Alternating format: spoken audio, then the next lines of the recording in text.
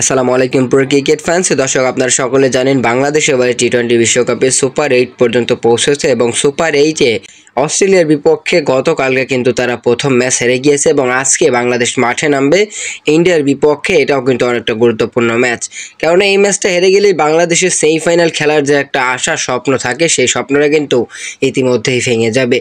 মূলত আপনি যদি বাংলাদেশ দলের পারফরমেন্স ভাবে কিন্তু আলোচনা করেন, তাহলে সেখানে কিন্তু অবশ্যই আপনাকে বাংলাদেশের ব্যাটিং নিয়ে আলোচনা করতে হবে, কেননা বাংলাদেশের বোলিং লাইন কিন্তু দুর্দান্ত আছে এবারে টি-20 বিশ্বকাপে। তো এই বাংলাদেশের ব্যাটিং লাইন শুরুর দিক থেকে টপ অর্ডার যেভাবে স্ট্রাগল করতেছে, সত্যি এজন্যই কিন্তু বাংলাদেশ দলটা বড় সংগ্রহ করতে পারছে না। এসব বিষয় নিয়ে কিন্তু ESPN ক্রিকেট পথে দেওয়া একটা সাক্ষাৎকারে বাংলাদেশের প্রাক্তন অধিনায়ক তামিম ইকবাল তিনি কিন্তু একটা কথা বলেছেন বাংলাদেশের ব্যাটিং লাইন নিয়ে। মূলত তিনি বলেছেন, হৃদয় দেখিয়েছে কেমন ব্যাটিং করা উচিত, আমাদের বেশি দূরে তাকানোর প্রয়োজন নেই, আপনার দলের একজন নিয়মিত তা করে দেখাচ্ছে, বাংলাদেশ হৃদয়ের ব্যাটিং অ্যাপ্রোচ দেখে শিক্ষা নিতে পারে।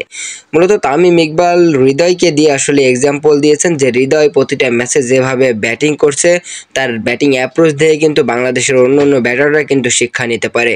কারণ হৃদয় কিন্তু টি-20 খেলাটা আসলে টি-20-র মতোই খেলছে, যেখানে অন্যান্য ব্যাটাররা 20-25 বল খেলে মাত্র 10-12 রান করছে। তো সেটাই আসলে তামিম ইকবাল বলেছেন ESPN ক্রিকেট ইনফোতে একটা সাক্ষাৎকারে। তো দর্শক, আপনি কি তামিম ইকবালের সঙ্গে একমত? তামিম ইকবাল বলছে হৃদয়ের ব্যাটিং দেখে অন্যান্য ব্যাটারদের শেখা উচিত। অবশ্যই জানিয়ে দিবেন আমাদের ভিডিওর কমেন্ট বক্সে।